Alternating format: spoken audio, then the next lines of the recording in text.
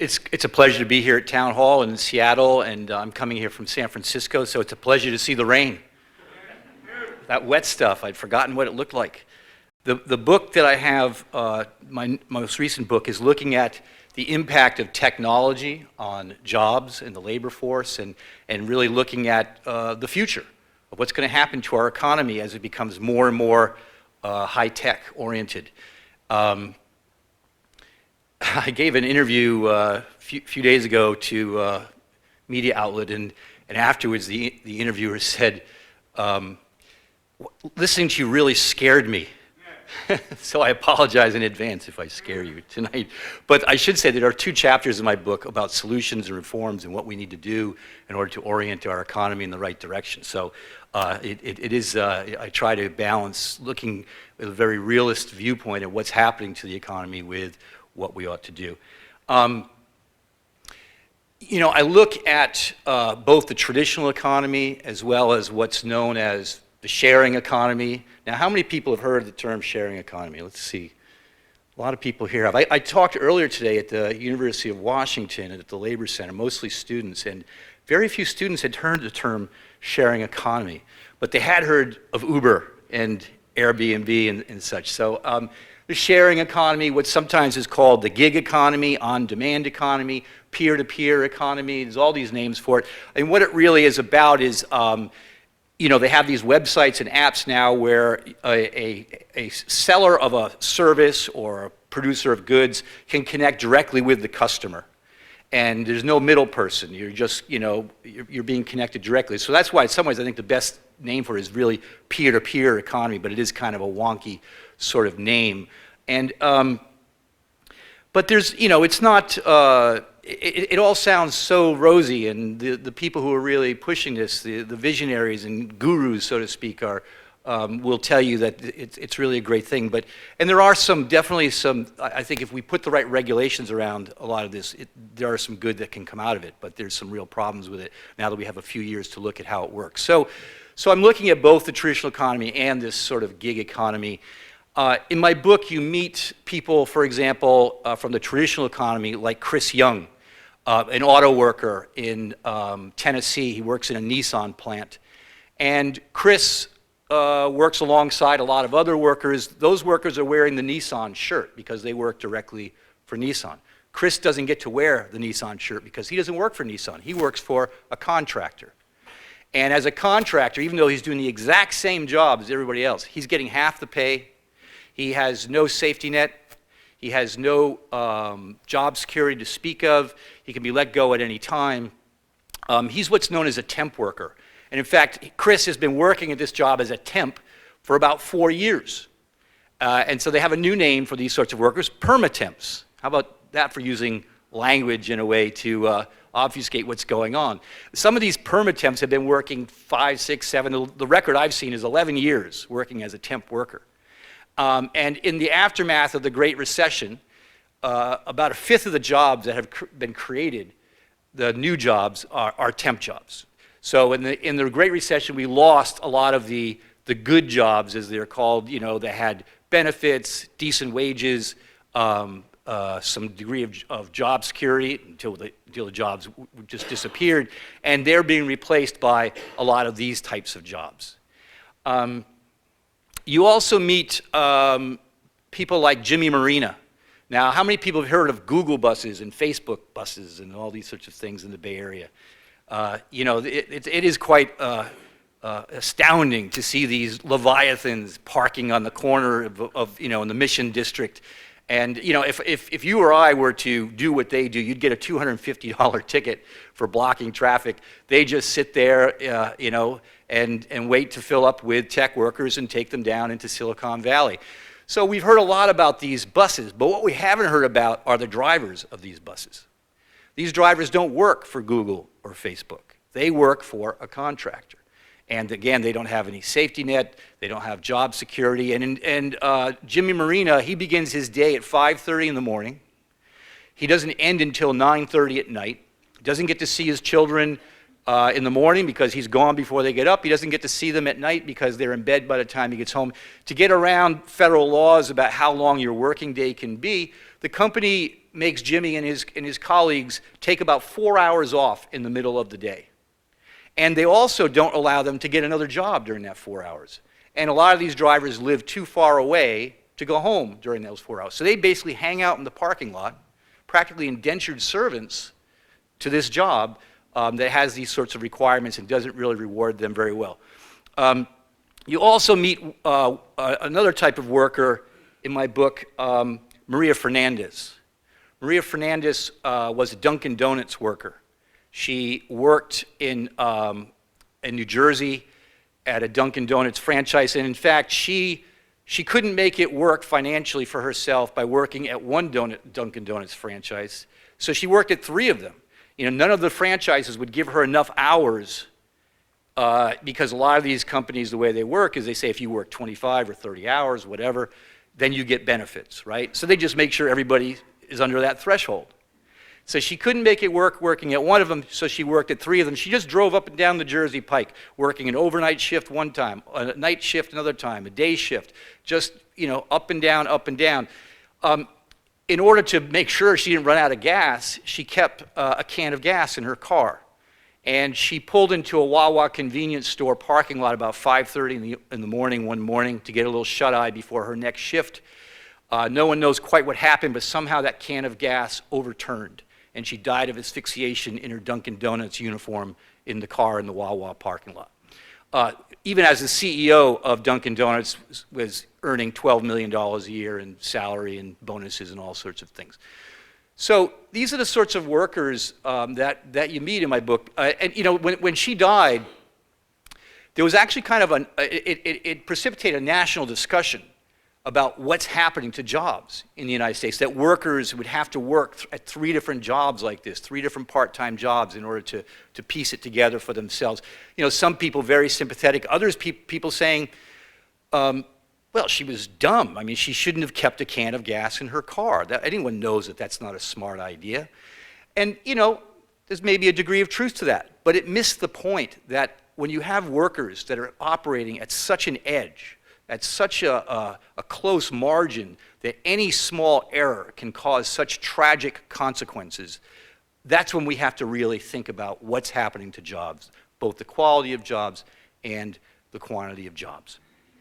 So now into this context, and keep in mind this is the context coming out of the Great Recession, in the middle of this so-called recovery. That's where we see this sharing gig on-demand economy plugging in. And this is being sold to us as the type of economy that we're all going to plug into eventually to one degree or another. The idea that you'd work for a company like Upwork or TaskRabbit or Uber or Airbnb in order to monetize your assets, as the gurus of the sharing economy like to call it. Monetizing your assets, meaning you'll rent out a room in your home, you'll use your car to become a taxi driver, you'll rent out some of your equipment that you have at home, your drill or photography equipment, and you'll rent those out to people, and that'll bring in some money, and you'll combine that with working part-time, maybe for a Dunkin' Donuts franchise, and maybe combine that with some other form of work, maybe even under-the-table work. The idea that we're going to piece things all together, that there's this sort of just ethos around Silicon Valley, just a given that a lot of the good jobs are disappearing. Companies like Facebook, which they bought Instagram, which replaced Kodak. Kodak used to employ 50,000 people. Facebook employs about 10,000 people. Instagram even less. And so because they're able to use automation and algorithms and others to create high degrees of labor efficiency and productivity, they're able to do a lot more with a lot fewer workers. So there's going to be fewer jobs for us, and we're going to monetize our assets in order to make a living. This is the vision that is being put forward. You hear it coming from CEO after CEO, whether it's Travis Kalanick of Uber or Brian Chesky of Airbnb, the CEOs of Upwork and TaskRabbit, Leah Busk and others. Upwork is a rather interesting example of this company. Upwork is a labor brokerage. They have about 6 million freelancers on their platform, and those freelancers are people who do things like designing graphic logos, computer specialists, data specialists who can design programs, computer programs. They can crunch numbers for you. There are lawyers on there who can write a legal brief for you. The key with them is that pretty much anybody who lives anywhere in the world can do this work, and they can just email you the product.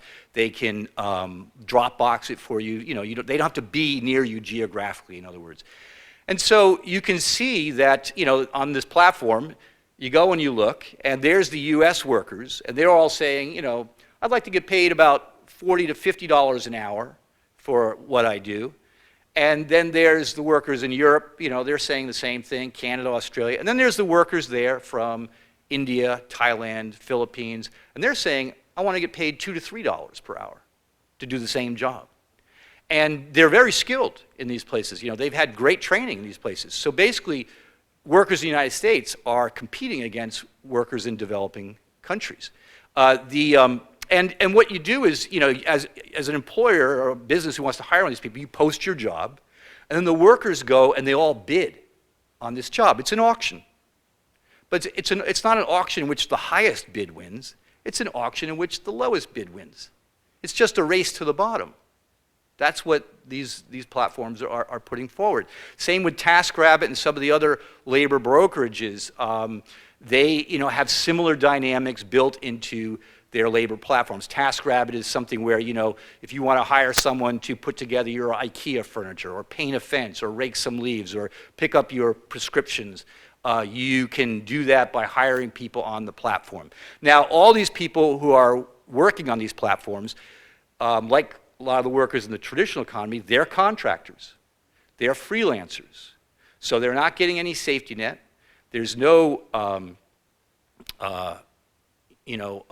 job security. Wages can be quite low. Some of the workers are complaining that they're not even making minimum wage on these platforms. But there's also something really revolutionary and disruptive. I mean, the gurus of this sharing economy love that word disruption. That to them, they wear that as a badge of honor. They believe that it's good to disrupt government regulation and to disrupt companies who have been around for a while and old models of business and such. So, if you think about it, when you work at a job in the, a regular employed job in the traditional economy, you report to work, and you're there from 9 to 5 or 8 to 4, whatever your hours are, and you're paid for every minute you're there at that job. You're paid to go to meetings with your coworkers. You're paid to, if you need to go somewhere to get some research or meet with someone outside the office, you're paid. If you're even just standing around the water cooler with your coworkers, that's where some of the best, most interesting creative ideas come from, right? Water cooler conversation. You're paid for that. You're paid for rest breaks. And there's just a lot of things that you do that you're paid for the entire time. But with this gig economy work, you're only paid for that moment when you're producing that report, when you're producing that graphic file, when you finish the project. If you have to have some meetings in order to figure out how to complete that project, you don't get paid for that. If you need to get some extra training in order to complete that project, you don't get paid for that. It's sort of like, imagine is Russell Wilson, is that his name, the quarterback, the Seahawks? Okay. I did my research, see? It's as if, Russell Wilson only gets paid when he throws a touchdown pass. And all the other plays, he doesn't get paid for that. All the training, he doesn't get paid for that. It's as if a chef in a top restaurant only gets paid by the meal. It's all piecework. It's taking us back to a conception of work that is pre-New Deal. It was like in the 19th century. You're also not paid to look for the next job. Even if you have a gig lined up, you might take you 2 weeks to complete that gig. Well, you need a job lined up for when that gig is over. So you're not paid to look for that. A lot of these workers spend a huge amount of time looking for the next gig. In fact, it's almost a full-time job. It's one of the chief complaints is like, I'm always looking for the next job. You're not paid if you show up for a gig with someone who's paid you to come to their home and do whatever, and they spaced it out, and they're not there. Sorry, you miss out on the wage. You also, as a contractor and a freelancer, you know, in a regular job, you pay your share of Social Security and Medicare. It amounts to about almost 8%. And then the employer pays their half.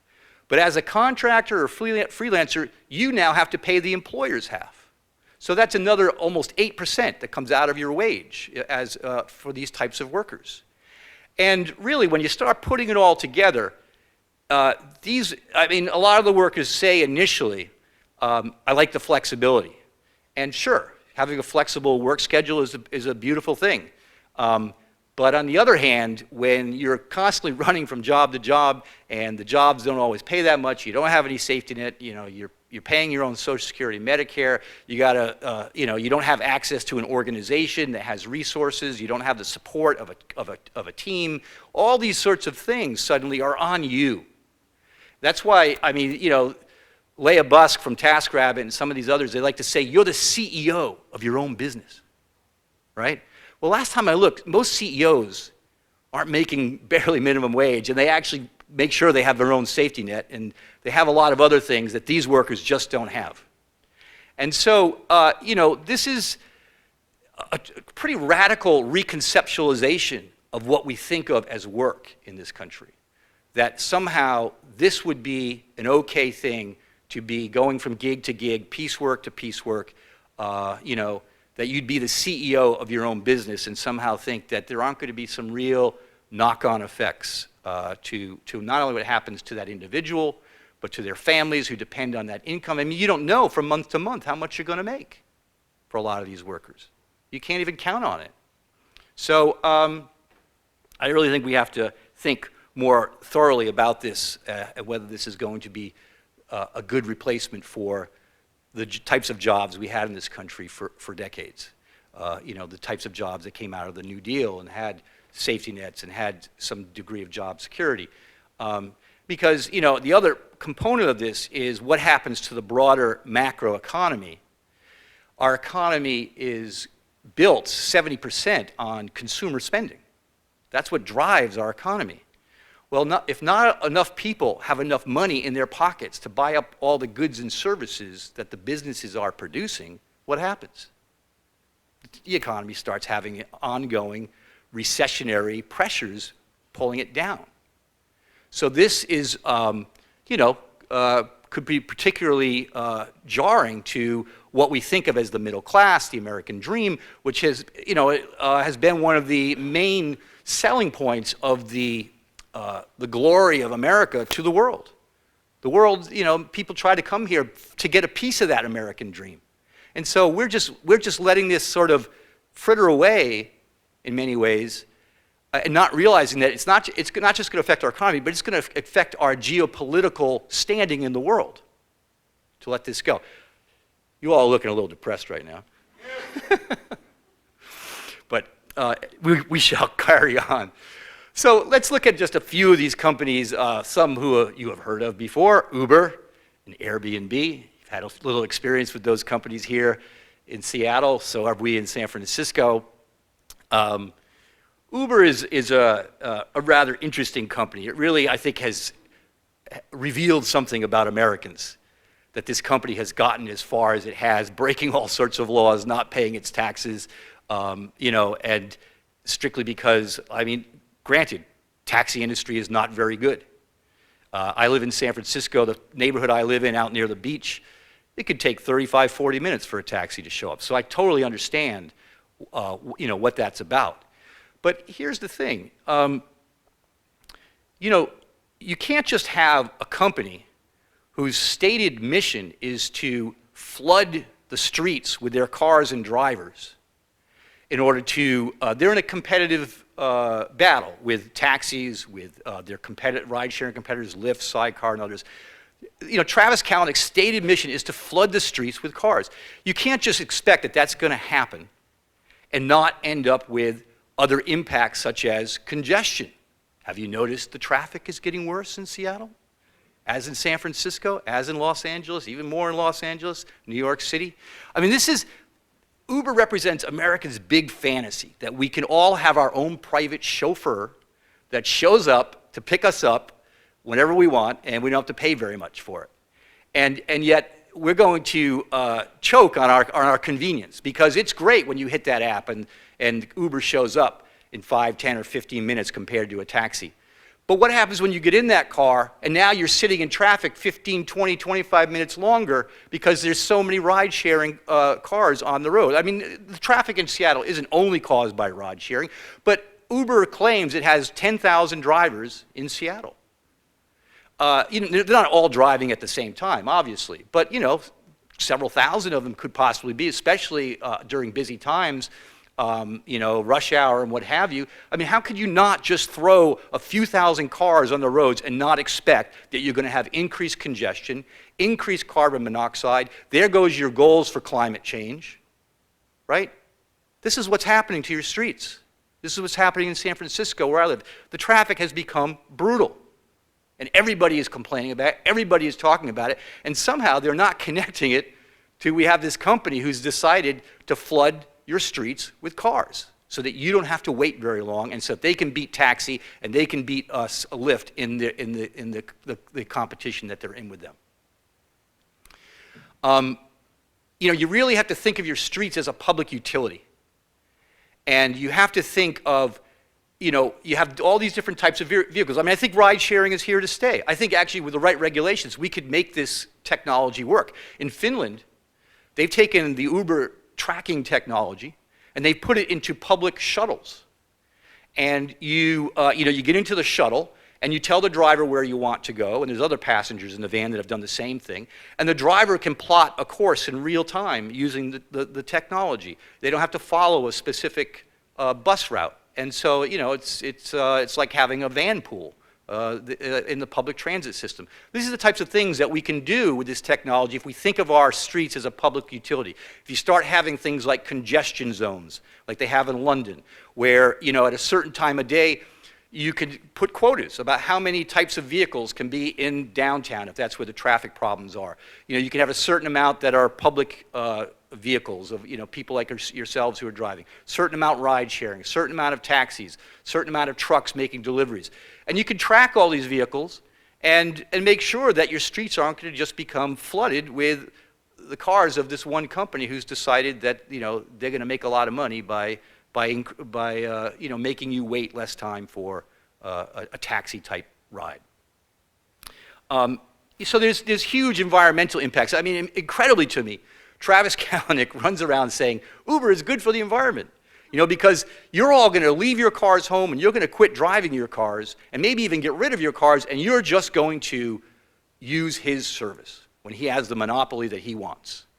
I mean, nothing frightens me more than the idea of leaving the entire public transit system in the hands of Travis Kalanick. Think about it also from the standpoint of public transit. The way a public transportation system works is you have certain bus lines that are the busy ones. They make the money, they're profitable because a lot of people use them. Those ones subsidize the other bus lines that don't have as many people and that don't make money. And if you're going to have a comprehensive public transit system, you have to have both kinds of lines. You can't just have the profitable ones. Well, what happens if Travis Kalanick decides, we're just going to send drivers up and down the busy, profitable routes, and we're just going to poach passengers from them. In fact, he's already created a service called Uber Pool that wants to do just that. So this is going to drain money from your public transit system. They've done studies, as you can imagine, of who's using Uber, what kind of people. And what the studies are showing is that 50% of the people using Uber, if they didn't have Uber to use, instead they would use public transit, they would bicycle, or they would walk. So how can we possibly think that this company is going to somehow be green when the people who are getting into a car belching carbon monoxide are not using other greener forms of transportation instead? It's just not real world. So that's the environmental things. Let's talk about the labor issues of Uber for a little bit. Uber, Travis Kalanick was running around for a while saying that, let me just do a time check here,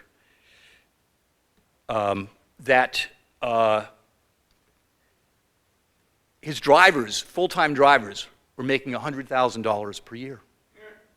I mean, it didn't pass the laugh test, and yet the Washington Post and all these other outlets were just, it was like reporting it off the Uber press release. And then, somebody started riding with these riders and asking them for pay stubs. And there's a whole trajectory. There was a report put out by Uber, the Alan Kruger Report. He's a Princeton economist, a very renowned economist. And somehow he put his name on this report that all relied on Uber data.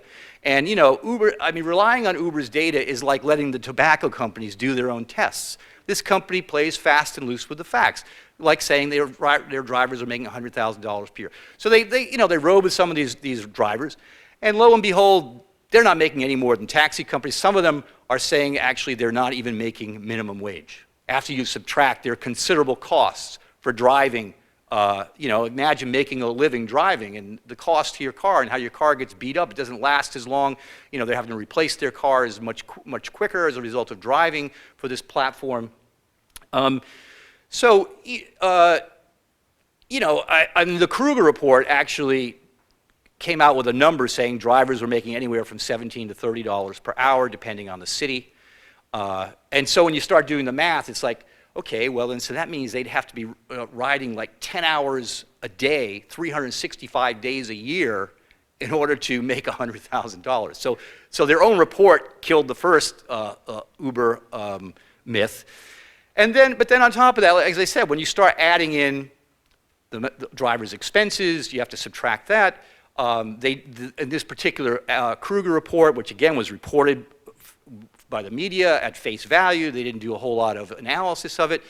It turns out that they collected the data in October of 2014. They released the report in January of 2015 in time for the Conference of Mayors, trying to impress all these mayors about all these middle-class jobs they were creating. And then 2 weeks after that conference, they cut the drivers' wages in 48 cities by 40%. This was not the first time that they had cut the drivers' wages. They cut the drivers' wages in two ways. One, they decreased the amount per mile that the drivers receive, and then they increased the amount that Uber takes of every fare. When Uber first started out, they were taking 5% of every fare. Now they're up to 25 to 30%, depending on the city, the type of service, Uber service that you get, and these sorts of things. So they are squeezing the drivers in two ways, and they're doing it because they're in a price war with taxi and Lyft, and they're mounting this price war on the backs of the drivers. This is absolutely clear. Now, that Kruger report actually. Again, I think you have to be really suspect with Uber data, but you can be sure that the data they tell you is the best that it is, right?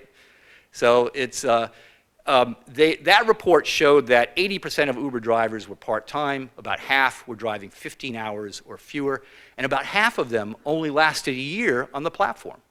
And after a year, they left because they got tired of putting up with Uber and its price cuts and its wage cuts and all these sorts of things. And a lot of people say to me, I talked to my Uber driver and he says he likes it pretty good. And what I say back is ask that driver how long he's been driving for Uber. Because the clear pattern that you see is that the longer you've been driving for Uber and the more hours per week you drive for Uber, the less you like it. And that's telling. If these jobs were such good jobs and paid so much, why would drivers be leaving it after a year?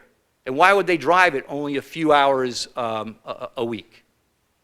It just doesn't add up with some of the things they say. Now, I know David Plouffe was here before. David Plouffe, just recently he was here, and he's the former campaign manager for Barack Obama in 2008. He's a very high-profile, tied into the top establishment Democrat. And he's now the chief PR flack for Uber. So he came here to speak against the Seattle City Council proposal that would create a quasi way for these drivers to have collective bargaining, because these drivers are contractors, so they don't have a safety net, they don't have health care, there's no job security, you can be cut off this platform at any time. So they can't, contractors aren't allowed by law to form a union. So the law is doing some creative things to try and give them some collective bargaining rights. So here's a top Democrat who came here with an anti-labor stance to speak against a collective bargaining bill. Think about that. In the middle of a presidential election. This is a battle for the soul of the Democratic Party, in my view, because the Democrats, they may not have always followed through on their convictions and their statements about being pro-labor, but they at least were pro-labor. And now we have a top Democrat who's speaking against a collective bargaining bill. That is, to me, is something that needs to be watched to see how far that infects into the presidential campaign. Is Hillary Clinton going to adopt this kind of stance? Especially, if once she wins the nomination, which I assume she will, though the Bernie Sanders people are trying very hard. What will happen there? What kind of position will she take for collective bargaining for these sorts of drivers? Now, the drivers are figuring out that, one, they can be cut off this platform at any time. I mean, there is flexibility. That's one of the things that drivers say they like about driving for Uber. You can do it when you want. But here's the thing. It's not so clear-cut. Just recently, 350 drivers in Los Angeles were cut off the platform without notice, just taken right off. Why? Because their acceptance rate was too low. Their acceptance of accepting rides, that when they get pinged by a passenger, they say no. Why were they accepting so few rides? They were only accepting about 50%. Because a lot of the rides are for very short rides, for a mile or two. And when the street's so congested, you're sitting in traffic for 15, 20 minutes to go a mile or two, and you're not going to make any money on that ride. So someone pings you, you just say no. Now, if these drivers truly are the CEOs of their own driver's business, as Travis Kalanick and the sharing economy leaders try to say, that these are your CEOs of their own business. If you're really the CEO of your own driving business and you can't refuse a ride that you know is going to lose you money, what's the point of being a CEO of that business? And so the idea that somehow Uber is not an employer, which is the legal issue at question, and there's a lawsuit now, a class action lawsuit from a bunch of Uber drivers that will be heard in the federal courts next June. The standard is how much control you exert over those workers. And here's a company that is cutting them off the platform, basically firing them because they're not accepting rides that they're going to lose money on. That to me says this is an employer. Whether they'll win that lawsuit, I don't know. But these are the types of things that I hope the court will look at. The drivers are figuring out that they only make money during surge pricing. How many people here have heard of surge pricing? A few hands. With Uber and ride sharing, they have this mechanism where when the demand for rides is high and there's not enough drivers on the street, the price can shoot up 2, 3, 4, 5, as high as 10 times I've seen. And so people who take an Uber early in the evening, they pay $20, $25 for a ride. When they come back later in the evening for the exact same ride, they're paying $250 for that same ride. And they didn't realize it. Sometimes the drivers don't even know it, and they're apologetic, like, I'm sorry, I don't know why the ride is so much. Take it up with Uber. Good luck with that. You can't get anyone on the phone. You just email them, and maybe they'll respond. Customer service is not their forte. And so, some of this surge pricing happens, for example, during Hurricane Sandy. People were trying to flee lower Manhattan because the surge of water that was coming. And suddenly the price of an Uber goes up 8, 9 times. Well, that's actually called price gouging. It's actually illegal to do that in the middle of a crisis. And the Attorney General of New York really went after them. In Sydney, Australia, there was someone who went berserk in a cafe, took hostages, they had guns, people getting shot. Suddenly the price of an Uber jumped to $100 in Australia as people were trying to flee. Now, apparently Uber has now realized that this is terrible for public relations. And so they have sort of reined that in a little bit, at least during the crises and during emergencies. But during holidays, New Year's Eve, and all these sorts of things, it's in full mode. And so the drivers are figuring out, we only make money during this surge pricing thing. So how do we manipulate this thing? So drivers in San Diego, they started getting together, about 60 of them, at a Pizza Hut on a Saturday night. And they all log into the app, so the algorithm thinks, okay, well, this is how many drivers we've got on the app, and that's on the platform, and they figure out the price. And then they all order pizza and beer, and they log off, creating an artificial shortage of drivers. and they wait a certain amount of time while they're eating their pizza and beer, the algorithm shoots up, the price surges, and then they go back out and drive, and you, the customers, pay for this price surge. This is, what the drivers are doing, understandably, because they're not making money unless they do these sorts of things. I could talk forever about Uber. The background checks are inadequate, the lack of insurance for these drivers, they don't have the standards of the taxi industry. Say what you want about the taxi industry and the poor service, but there's a lot of regulation around those companies, and a regulation that has been crafted over many years in order to protect you, the consumer. And suddenly this new ride-sharing industry is not being held to the same standard. I just don't understand it. You go overseas, you go to France, for example, and they look at Uber, and they say, this is a taxi company. We don't care that you connect the drivers and the passengers in some newfangled way. You're not a technology company, even though Uber changed its name, its original name, to Uber Technologies. You're a taxi company, and you must follow the same rules as the taxi industry here in France. The two heads of Uber in France are sitting in jail right now, awaiting trial, because they've broken the law so many times, and Uber just tells the drivers, just keep driving, we'll pay your fines, we'll pay if your car gets impounded. They just keep breaking the law. And they're doing this in country after country. In South Korea, there's a warrant out for the arrest of Travis Kalanick if he steps foot in the country for breaking these laws. The rest of the world looks at this company and they say, it's a taxi company. It's only here in the United States where we're like, oh my God, what is it? What do we do with this thing? How do we regulate this thing? Is it technology? Is it a taxi? Is it some new flying saucer? What is this thing? How do we regulate it? And so we've made this thing so complicated that now we have two different sets of laws for the same basic service. There was a time when taxis didn't have meters in them. And then when they put meters in, did that make them a technology company? No. They were still a taxi company, still providing a safe service. So why Seattle, San Francisco, city after city doesn't just simply say, you need to follow the laws of taxis, I don't understand. Or, if you're not going to do that, then remove the regulations off taxis, because, on the flip side, I don't know why taxi companies and drivers here have just taken it, in my view, just kind of lying down. In France, they burn tires in the streets. They do all sorts of protests to prevent this. And that's what makes the public officials pay more attention and throw the heads of Uber in jail, because, there's consequences if they don't. But here in the US, even though taxis and the medallion system is being extremely devalued, I don't know why the owners of medallions aren't suing Seattle for not enforcing its laws and devaluing the value of that medallion, because that's exactly what's going on. But for some reason, everybody here is just going passive around these things. Uber also doesn't pay taxes, the livery taxes that taxi companies have to pay, on and on and on. I'm going to move on from Uber.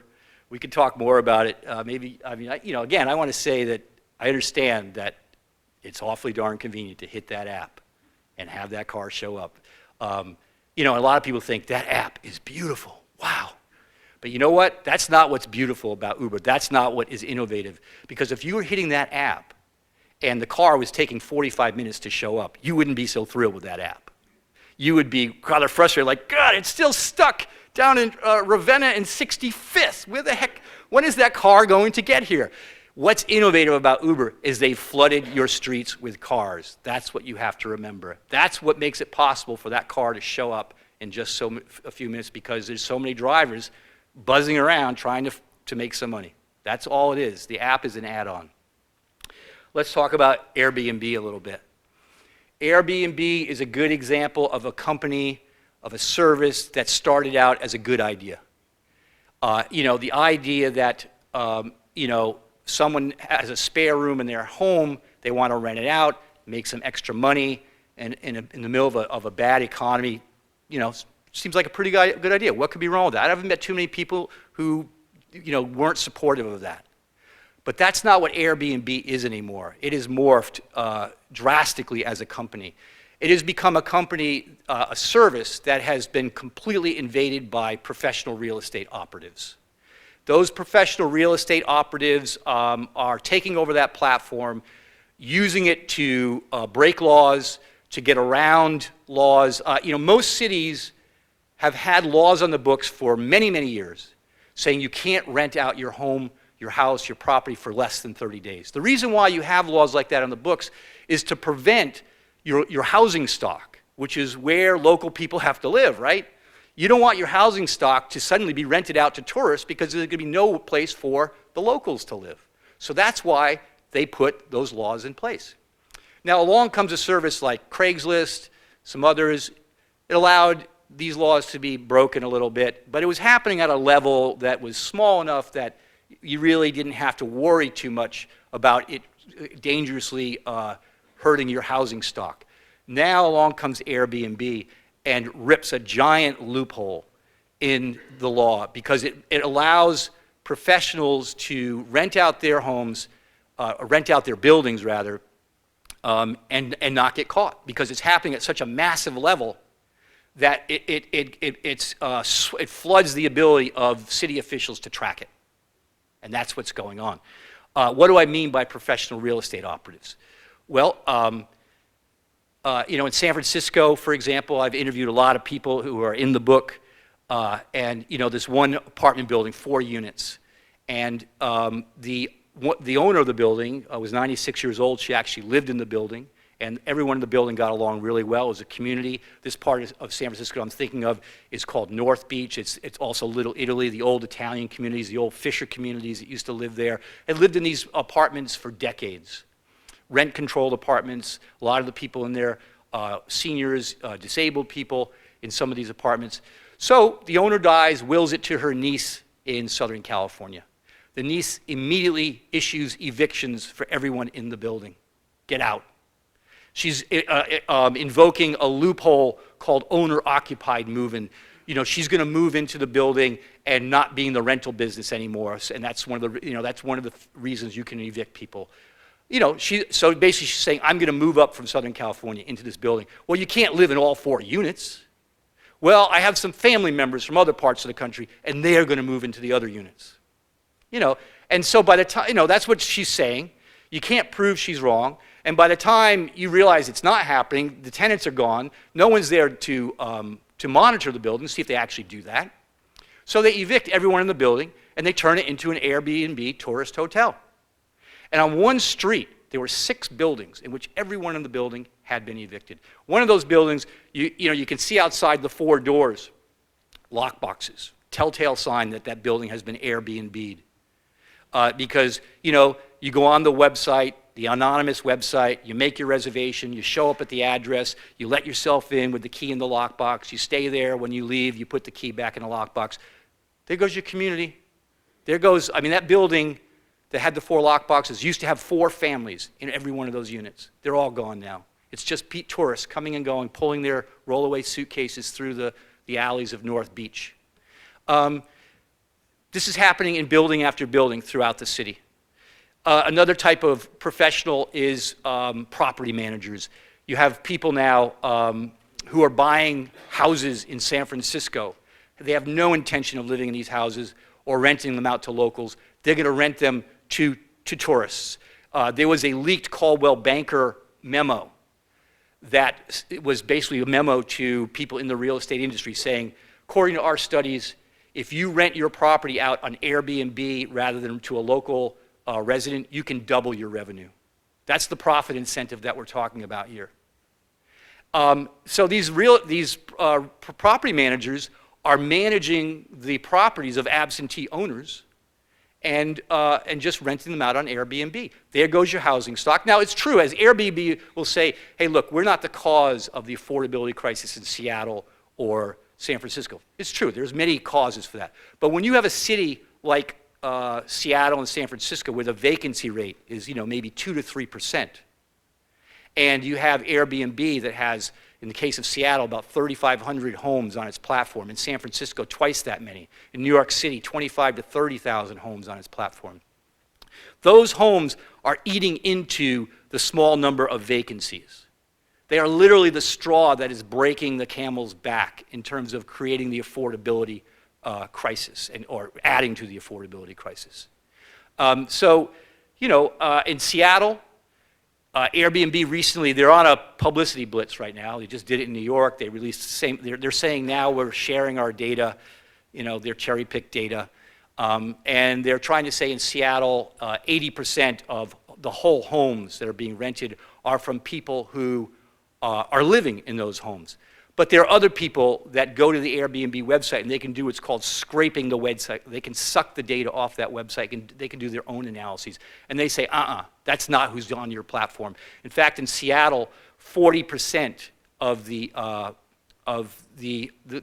listings, of the hosts, have multiple listings. One listing in Seattle has 58 listings. One host has 58 listings. About half of the revenue from Airbnb is coming from hosts that have multiple properties. And so, it is true that there are the quote regular people, as Airbnb likes to call them, who are benefiting from this platform. But it's also true that the professionals are on there in a major, major way. And here's the thing, Airbnb knows it, because they have access to their data more than anybody. And with one swipe of the computer mouse, they could say, you're renting out multiple properties, you can't do it on our platform. They can take those people right off the platform. They can take off the hosts in New York City that have over 200 properties. But they don't. Why? Obvious. It's money, it's profit. They're a venture capital funded startup. They're desperate for market share. They're trying to spread around the world. They're heading towards their IPO. They want to blow this thing open to something that's bigger than Facebook. And in order to do that, they're not going to stop that steamroller for a few. One of the guys in this building that I talked about earlier in San Francisco, he had advanced stage of Parkinson's disease, and he got evicted. They don't care about that. Chinatown, language minority people, getting evicted. The landlords are using what's called nuisance evictions in Chinatown. They were trying to evict people because they were hanging their laundry outside on their balconies. These are the types of excuses they're using. They use excuses like, we're going to rehabilitate your building. We're really sorry, but you have to get out. Here's a couple $1,000s to get on your way. These are rent-controlled apartments. They'll never find a place in San Francisco at that rent. They have to move out of the city. But what they don't even tell the tenants, and again, a lot of them are seniors, disabled, language-challenged tenants. By law, you're allowed to move back into the building once the rehab is finished at the rent you were at when you were kicked out. So, I mean, the landlords are showing no shame. Airbnb is showing no shame. Airbnb could get rid of these sorts of people off the platform. It's obvious who they are. In San Francisco, there's actually a law, and Portland too, where the hosts, by law, have to register with the city. And even though that's the law, only 10% of the hosts in San Francisco have registered. Airbnb could say to the hosts, look, there's a law here, folks. You got to register. If you don't do it, you can't be on our platform. Just that simple. Nope, they don't do it.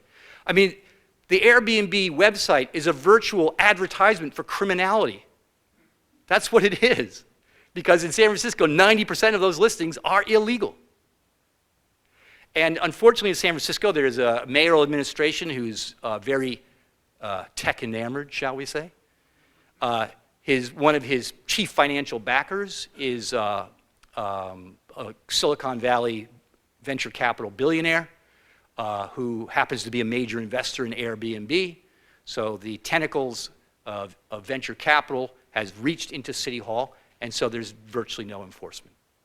Even though they try to say, oh, we're working as hard as we can, we just don't have the resources. Now, it is true that without the data from Airbnb, it's very hard to enforce any of these laws. And that's where, Airbnb's absolute refusal to give up the data, again, it shows, I mean, they like, incredibly, they say, we're a sharing economy, we're the trust and belonging company. I mean, Brian Chesky, the CEO, has got all these little speeches he likes to give about, he said at one point, we're like the blue helmets, of UN. We arrived to save people, we're saving the middle class. David Plouffe for Uber has also said, we're saving the middle class. And yet, the really easy things they could do to really make this platform work for the regular people and to kick off the professionals, they're not willing to do. That's who this company is. That's why I call these companies the share the crumbs economy, not the sharing economy. Here's the other thing that's really beautiful. Airbnb also doesn't pay its hotel and occupancy taxes. They haven't, they've just started paying it. They'll tell you they're in 34,000 cities around the world. They're now paying taxes in about 12 of those cities. San Francisco is now one of them. It was clearly, there was steam building behind a popular effort to rein in Airbnb, and it actually resulted in a ballot measure this past November, Proposition F, that lost after Airbnb spent $10 million to defeat it. It's the most money that's ever been spent in a local election in San Francisco. So Airbnb will say, look, we're the trust and belonging company. We really do want to be regulated. We really want to pay our taxes. But we're in 34,000 cities, and there's so many laws, and it's just, it's going to take time to figure out all the local laws and all these sorts of things, but we are going to get to it, we promise. Well, at the rate they're going, it's going to take them about 60 years to get to those 34,000 companies. But here's the thing. Let's say you're a DuPont, and you want to set up a chemical plant out near Seattle. Or let's say you're Boeing, and you want to move from Seattle to Chicago. Or, you're Microsoft, and you want to open up a facility somewhere else. You can't open up that facility and tell the local government, we'll figure out the taxes that we owe you later on. We'll figure out the local regulations later on when we've had a chance to do it. I mean, Airbnb and Uber are asserting this new corporate right to start operating first and figure out the details as they go along. I mean, just imagine what it would be like if all these corporations did that. I mean, how can we let these companies just get away with this because they say, we're technology? I mean, are Americans so infatuated with technology that we are just turning a blind eye to what's happening beneath our noses? It appears so. I mean, some of it I think is that these companies are still new, and people are figuring out what, beyond the convenience they give us, what are the downsides. And so, hopefully my talk tonight and the book and some other things will help us to figure out these impacts in a way that will help us figure out, how can we regulate this? Because I do believe that, at the core of Airbnb, of Uber, and these other things, there is something good, but you have to put the right regulations around. I mean, it's an old story. There were always corporations doing good, initially who did a combination of good and bad things, and then you have to regulate them to get the good and get rid of the bad. It's an old story, but these companies seem to have a particular ethos about them, calling government broken, and these laws are old. I mean, I should say, this is kind of funny too. I'm actually an Airbnb host, and I saw an interview between Brian Chesky, the CEO, and Katie Couric, and she was asking him about things like fire and safety and other things having to do with Airbnb, and he said, "Oh, we've got 200 people who I've hired to look after these sorts of things and make sure everything is going to be safe." And she said, "Well, what about fire codes and things like this?" And he's like, "Oh, those laws are so 19th century. I mean, this is the new economy where we have self-rating systems. And the self-rating system between the hosts and the people staying there, that's what's allowing us to regulate. You don't want to put government regulation around this because we can use the rating systems to self-regulate." So I thought, well, let me try this out. Let's see what it's like to become an Airbnb host. So I got on my computer. I took photos of my house inside and out. Within 15 minutes, I was live as an Airbnb host. No contact from these 200 fire and safety people. No even attempt to contact me and say, "Are you sure your house isn't going to burn down?" Nothing. It was just, I mean, I was both impressed and appalled that it was so darn easy. I mean, I could have put photos from Better Homes and Garden on my, on there saying that's what my house looks like. I could have put a castle in Scotland and said, "This is my home," until somebody stayed there and reported like, "It's actually not what it's all cracked up to be, folks." How would they know? I mean, I could have been Jack the Ripper. How would they know? They don't. They just trust that the rating system will take care of it. So in addition to when Katie Couric was asking about fire, fire codes and stuff, he said, "We don't need any of that, Katie, because what we do, we have, besides the self-rating system, we give all of our hosts a free smoke and carbon monoxide alarm." I was like, "Wow, that sounds pretty cool." So I get on my computer and try to order my fire and smoke, my smoke and carbon monoxide alarm, and they send me to a website, and I click on the link, and that sends me to an email to someone over here, and they send me over there. Long story short, there was no smoke and carbon monoxide alarm. Instead, what they said was, "We've run out. But what we will send you is a card that you can write escape routes for your guests in case of a fire, and you can tell them how to call the fire department, and you can.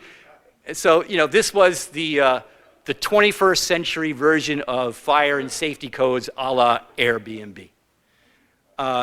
It's just a tragedy waiting to happen, and in fact, these tragedies have already happened. Just recently, there was a young man who wrote about, and this was someone who loved Airbnb, stated it many times. His family booked an Airbnb, and there was a swing set tied to a tree, and the father got on the swing set, thought, oh, I'll give it a try, family's having a good time. It turned out to be a rotten tree. The branch broke, came down, hit him on the head, killed him instantly. Airbnb said, wow, we're really sorry about that, but you know what? We are just a technology company setting up a medium between you, who's the renter, and the person renting it. We have no liability here. This has happened. Another fellow rented out an Airbnb. Turned out there was a dog there. The host never said anything about a dog, a Rottweiler. The dog completely mangled his arm, stripped the skin right off. He had to go to the hospital. He had to have plastic surgery eventually. Airbnb again said, we're really sorry about that. We feel badly. But that we can find nothing in our terms of agreement that allows us to assume liability in this situation. Until this person contacted the New York Times, who started writing about it, and suddenly Airbnb found something in their terms of agreement to assume liability for this guy's medical bills. Uber also has had trouble in this regard. They do their background checks. They say it's the best in the industry. And a matter of fact, the district attorneys of San Francisco and Los Angeles are suing Uber because they charge you, the passengers, $2. It used to be $1, now it's $2, for every ride as a safety fee to fund the background checks. And they say they're the best in the industry, but in fact, they don't do fingerprinting. That's considered the gold standard in background checks. They refuse to do it. Taxi companies do fingerprinting for the most part. They don't do that. And they say it's not necessary. And so a couple years ago, on New Year's Eve in San Francisco, there was a driver who took a right-hand turn into a crosswalk, plowed over a family, killed a 6-year-old girl, Sophia Liu, badly injured her 8-year-old brother and her mother. And Airbnb immediately said, we're really sorry, it's a horrible tragedy, but we have no liability here. This driver is a CEO of his own driving business, and he is the one who is responsible. Now think about this. You order a pizza from Pizza Hut, that driver is covered by commercial insurance from the moment he or she gets in that car, delivers your pizza, and gets back to the restaurant. Completely covered. Uber, you don't know what kind of coverage they have. Some states have started implementing some programs of insurance. It's not clear what anything covers. And here's the thing. The driver of that car that killed Sophia Liu, he had been arrested in Florida for reckless endangerment with a car for going 100 miles per hour on a city street trying to pass someone. And Uber's background check failed to come up with that. So with that cheery note, let's turn it over to you for your questions and comments.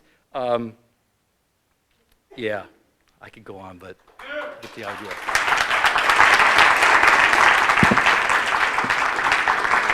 And just a reminder to come up to one of these two mics. We have about 10 minutes for questions.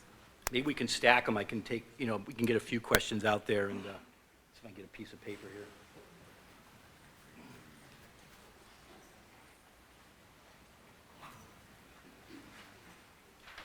Okay. Question number one. Hi. My name's Wade. Hey, Wade. I just retired from King County Metro, so I drive for a transit company. And I have two questions. First one is, have you ever met Barbara Ehrenreich? I haven't met her, but I certainly know who she is. Second question. And, it would be really nice to have both of you on talking about the old economy and the new economy. Yeah. The second question is, do you think it's time to completely overhaul the whole entire economic system? Well, okay. Let's get a couple questions here because they might overlap. Somebody, go ahead. Yeah, my name's Bill Graff. Kind of difficult listening to you vilify Airbnb in that I'm an Airbnb host. And I've been, for years, I've been like dreaming about having my own like kind of hotel-like kind of thing with a property that I can rent out short-term to people. Mm-hmm. And I spent a lot of time trying to create a wonderful environment. And I've been doing this for like about 6 years. Okay. And I have great people come in. A lot of people are people like my own age, generally parents coming in to visit their kids, and they appreciate the place and they appreciate the environment. It seems to add nicely to the environment of the city, and it provides a nice place so you don't have to like step out of your hotel room and see another Anthropology or Hugo Boss or something like that. The question is at 70 years old, are you suggesting that maybe I should stop this, put my inventory on the market for an Amazon employee, and try and get a job in a hotel? Okay, any other people want to put their questions on the stack? And thanks for your question. It's a good question. So my question is, what's stopping the the yellow cabs of the world, or the Marriotts of the world, to go after Airbnb or Uber? Okay, so overhauling the economic system sounds great, but it's kind of hard to do. So, I mean, I do have 2 chapters of solutions that if we pass them all, it would amount to a pretty good overhaul of the system. So, I think that we should do more to think about, I mean, there's no question that capitalism is the greatest wealth generator that humans have ever devised, but there's a question there: who gets the wealth? Whose pockets does it go into, right? And so what I think our challenge is going forward is figuring out how to harness this capitalist engine, this great wealth generator, in a way that's going to work for the next 50 years, because with these new technologies that are coming online, and I haven't even talked, I have a whole chapter in the book about robots and automation and artificial intelligence and all this kind of stuff. There's some very dramatic changes that are coming. And if we don't think these things through, my real fear is that we're going to look back 20, 25 years from now and we're going to say, wow, we did not get that right. We did not think it through. We just fell for really easy answers like, my Uber driver says he likes driving just fine. And, and as a result of this, we didn't put in the right regulations. So I think we have to really think about these a little more deeply. I mean, again, I don't know how many properties you rent. 5? And are they all in your one house, or are there several different homes, or? I have one small apartment building that I've owned for over 20 years. Okay. And I have a house that I converted the basement of my house. Okay, so you have people can hear he had one apartment building that has multiple units, and he has a home that he's also rented. I mean, it's your property, it's your right to do with it what you want, but you know what? The thing I would suggest to you is that every city has limited housing stock. There's limited space. You can't just keep building, unless you're going to become like Hong Kong and build to the sky. You have limited housing stock. So for every unit you're taking off the rental market for locals, because you're renting it to tourists, that's driving up everyone else's rent. When you're doing it, and he's doing it, and she's doing it, and all these people are doing it around the city. So I should go to work for a hotel? Is that what you're telling me? I'm just. What am I supposed to do now that you've come up with you saying that what I'm doing is wrong? Now what am I supposed to do? This is like my retirement. I'm 7 years old. Am I supposed to throw in the towel and hope I can get a job in a hotel in that industry because I like the hospitality business and I like having my own business and I think I'm doing a nice job? Because I'm taking stock away from a mega company like Amazon that is flooding Seattle with employees. Well, who's staying in your place? Is it Amazon people too? I mean, they're all people that need housing. So, I'm not going to try to solve your retirement issues for you. Am I supposed to stop what I'm doing? You have to decide that for yourself. I'm just letting you know that there are consequences for the 3,500 people in Seattle who are doing what you're doing.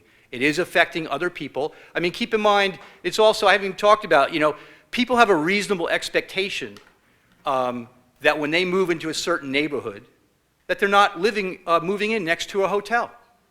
The hotels in the past were zoned into a particular part of the city for a reason, okay?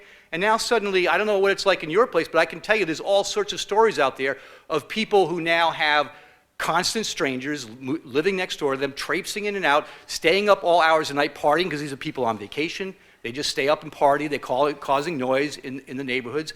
Do they have rights too? You have property rights. Do they have rights to be able to enjoy the peace and quiet of their neighborhood? 6 years I've never had a guest like Well, okay, you haven't, but a lot of other people have.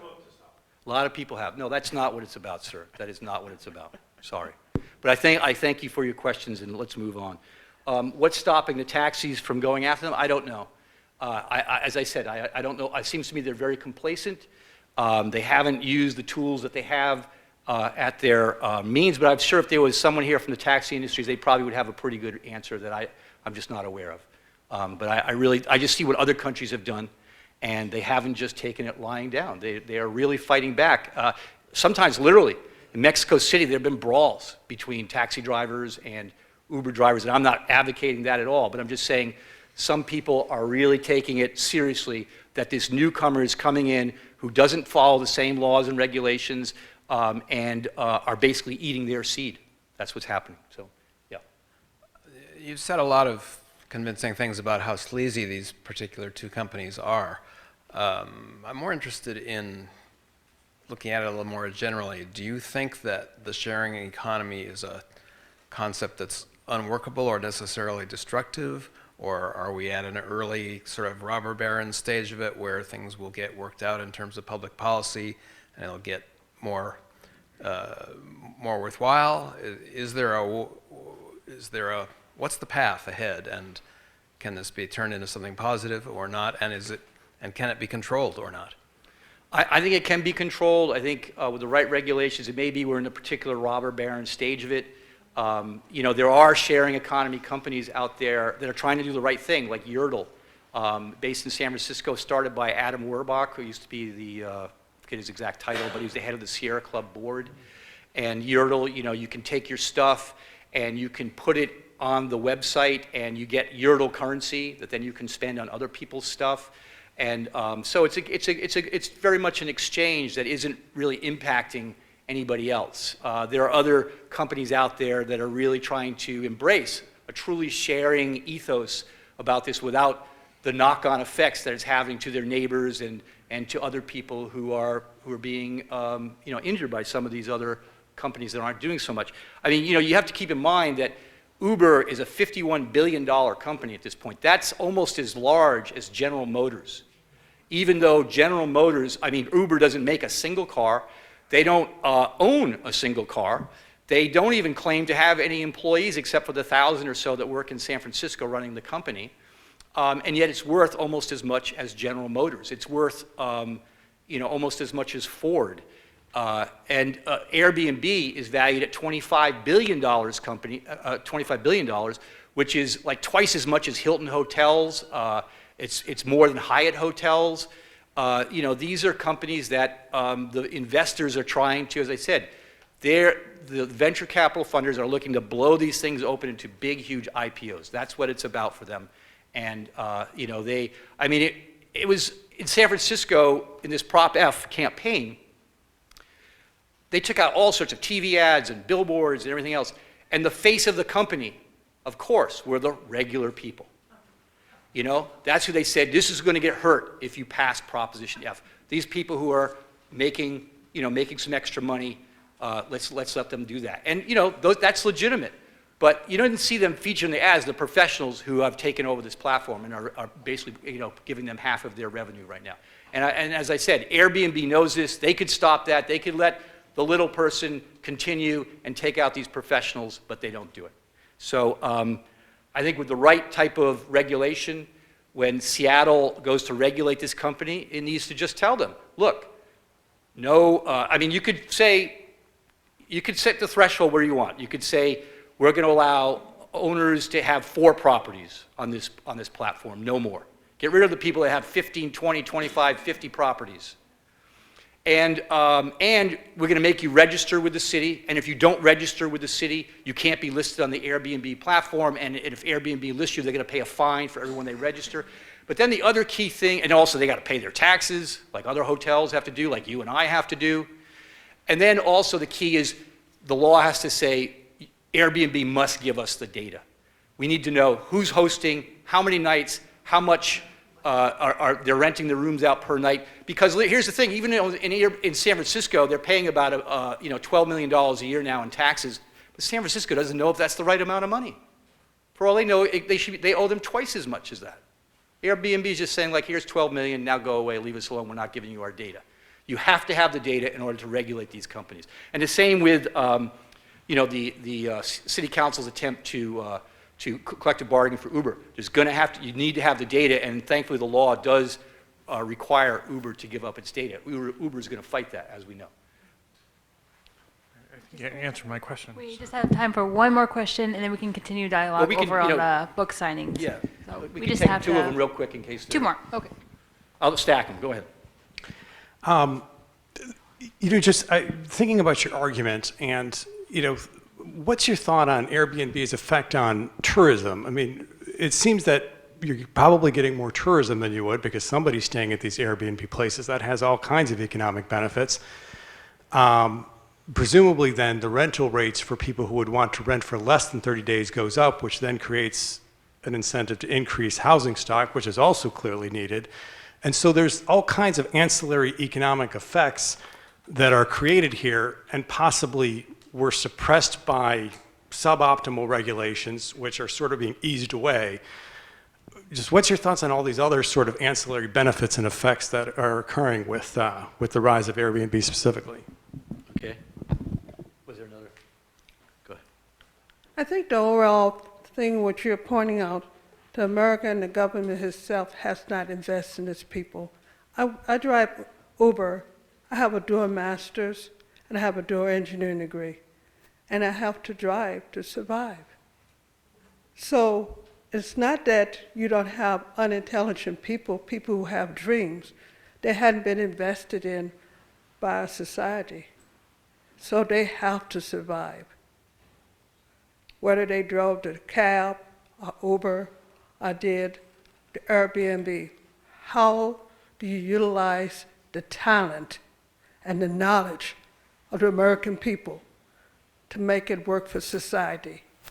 And that is the problem, and it has always been a problem. Right. And that is the question. We need to invest in us. Right.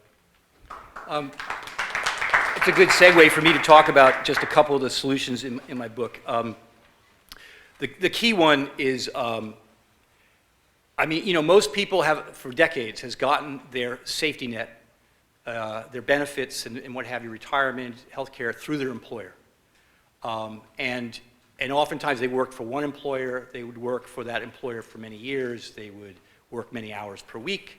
That's how our system was founded. It's in the post-World War II era. But now we're not our system has changed very much, very drastically. More and more workers now have multiple employers. And including employers who don't give you benefits at all, or you have to reach a certain threshold to get those benefits, you never reach the threshold. So we have to come up with a safety net that works in this multi-employer world. And so what I propose in chapter 10 of my book, it's actually getting out there and people are starting to talk about it. There was just a letter signed by 40 business, labor, and NGO leaders endorsing this idea of what's called portable benefits, where what we would do is we would require that every business that hires a worker, doesn't matter if they hire a regularly employed worker or a freelancer or a contractor or a temp, doesn't matter. You hire someone, you pay a certain amount of money beyond the wage into an individual security account for that worker. And the amount that that business pays will be prorated to the number of hours that worker works for that business. And then those funds would be used by that worker to pay for their safety net. Some of it would go to existing safety net infrastructure, so Social Security, Medicare, injured worker, compensation, unemployment compensation, health care.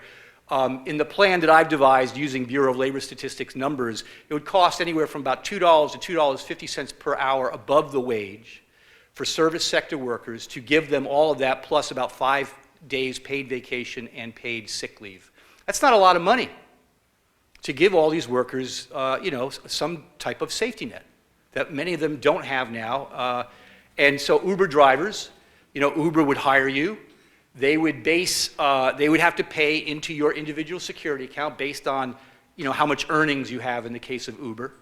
A certain amount prorated to the amount of earnings that you have from Uber that would pay for your safety net. Any of these employers would have to do that kind of thing. If we did this, that would, in some degree, let this new economy go forward and let some of the best parts be in effect and get rid of some of the worst impacts that we're seeing. Some workers today, they stay in a job because they have health care. They don't necessarily like the job anymore, but they have good health care, they have a family, they can't afford to leave, or they have a retirement pension, they don't want to leave, even though they don't like the job anymore. That kind of job lock is not good for the economy either. So by having a plan like this, where we have portable benefits, portable safety net, is tied to you, the worker. You take it with you from job to job, from employer to employer.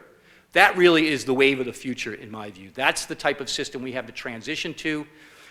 This is what most other developed economies in the world already do. In Europe and Canada and other places, they don't treat part-timers, freelancers, contractors, temps so differently from how they treat full-time, regularly employed workers, other than working more, different amount of hours, and maybe the wages are higher for the regularly employed full-timers. But in terms of the safety net, they're treated, they can't, by law, they can't treat them quite so differently. And the U.S. is kind of the outlier in this kind of way. And if we're really going to make this new economy work, we're going to have to transition to that type of system. I also propose things like more vocational training and job rehabilitation. We spend way less money compared to many other countries in the world in terms of percentage of GDP on these sorts of things. We also should start doing more job sharing.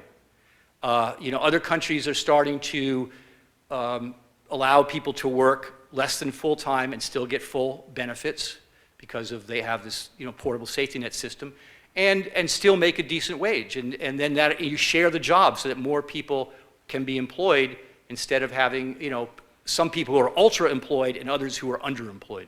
One of the other things I propose is what's called co-determination. In Germany, for example, they have major corporations, obviously, names of companies you've heard of, like Daimler and Mercedes and Volkswagen. But Siemens, they have Fortune 500 companies there. And we think of, well, they're just corporations like ours. They actually aren't. They're structured quite differently. By law, the workers of these corporations get to elect 50% of the members of the boards of directors of these corporations. It would be as if we require Walmart to allow its workers to elect 50% of the members of the boards of directors of Walmart. Can you imagine that? We kind of laugh at the thought. We can't even envision it in the US context. And yet this is what, Germany is the biggest exporter in the world. It's a major economy. And this is what they do. Sweden does this. Their economy has done quite well in the aftermath of this Great Recession. Most countries in Europe are doing some version of this co-determination. Now, how many of you, other than those who know me, they don't count, how many of you have heard of co-determination? Just a couple of hands. How could we not know this, right? This is something that we have to really start learning what other countries are doing, how they're dealing with these pressures of globalization and what have you. And here's the thing. You could actually pass something like this in an NGO or at the University of Washington. I spoke to a bunch of students today. I was trying to get them whipped up for going and pass something like this at University of Washington, where either the workers or the students or both would get to elect 50% of the members of the boards of trustees. Get it in place in a place like University of Washington that isn't going to fight it as much as some of the businesses, and start getting it in place in different places so that once you've tried it out, then you can start moving on to the businesses and proposing these things. The city of Seattle could pass the portable benefits plan. You don't have to wait for the state or even the federal government because the Republicans in Congress are never going to pass something like this. So you don't have to wait. You can pass a law saying all local businesses have to pay into an individual security account for their workers that will be used to pay for their safety net. These are sorts of things that can be done, And I think we ought to do them because this is going to help us transition to where we're going. You know, I probably should end it there because I know we're getting late. I apologize I didn't get to your question, but I'd be happy to talk one-on-one if you'd like. Thank you for having me and for being here.